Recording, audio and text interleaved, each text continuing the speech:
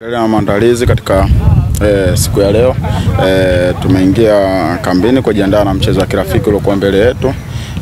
Na imani utakuwa ni mchezo mzuri na utakuwa ni mchezo wenye maandalizi mazuri kuelekea katika mashindano ya AFCON. Na sasa hivi kama unavyoona tuna benchi jipya la ufundi, nadhani linaendelea kutengeneza na kutengeneza vitu vyake ambavyo inahitaji kuelekea katika mchezo huu.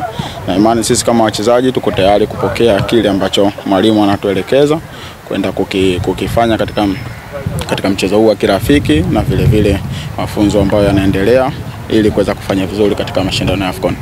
Pamoja na mabadiliko hayo ya benchi la ufundi, yameongeza kitu gani kwenye kikosi kama wachezaji? Kama wachezaji tuko hapa kwa ajili ya kufanya kazi, tuko hapa kwa ajili ya kuhakikisha taifa letu linafanya vizuri. Kwa hiyo tuko hapa kuhakikisha kila kitu ambacho mwalimu anatupatia tunakifanya katika 100% ili kuweza kufanikiwa katika malengo ambayo tulikuwa nayo. Kucheza mechi nyingi hususan kwenye hizi bara za Afrika inaongeza kitu gani kama wachezaji kwa leo? Kitu cha kwanza sisi kucheza mechi nyingi inatuongezea confidence, na vile inatupa wakati mzuri wa kuweza kutambuana na kuweza kutambua mwalimu ni kitu gani ambacho anachokihitaji. Na imani kwamba shirikisho letu la soka TFF wameliona hili, na nadhani watatuongezea mechi zaidi kabla ya kufika katika mashindano ya AFCON. Sisi tuko tayari na nadhani njia ambayo tunaitumia inaanzia katika mchezo huu ambao tunakwenda kucheza. Kwa hiyo sisi tuko tayari na imani kwamba mbeleni baada ya hii mechi kutakuwa na maandalizi mazuri na makubwa zaidi.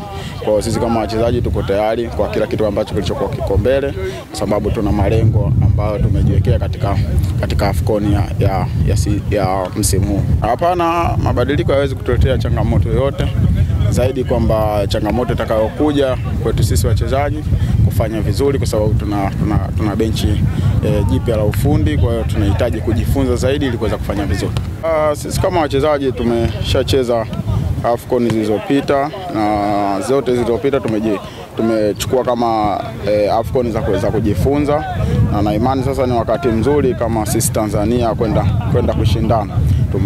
Tumeona grupu letu jinsi lilivyo, na imani hata mwalimu pia ameliangalia, na ndio maana nimetangulia kusema kwamba baada ya mchezo huu tutakuwa na maandalizi, na nadhani itakuwa maandalizi mazuri zaidi kwenda kushindana katika AFCON.